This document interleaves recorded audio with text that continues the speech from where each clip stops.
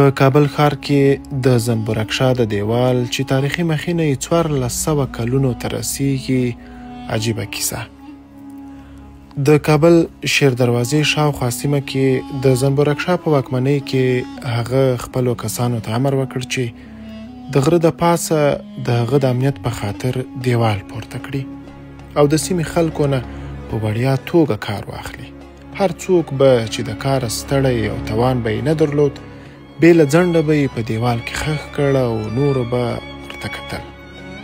ورځې تېرېدې او د زنبورکشا دیوال په سلګونو او زرګونو خلک لکه تور ښامار وخوړل.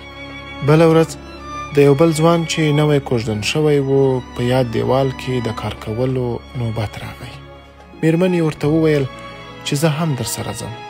په دې ورځ زنبورکشا هم د خپلو کسانو سره د کار د لیدلو لپاره راغلی و.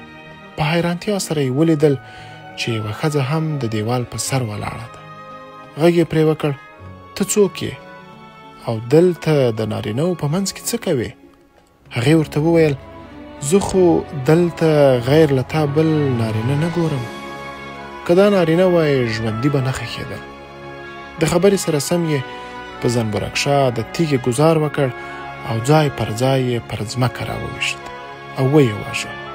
تاریخ لیکونکي وایي چې دا نومیالۍ او باتوره پیغله اسما نومېده چې اوس اسماعي غر د هغې په نوم یادېږي.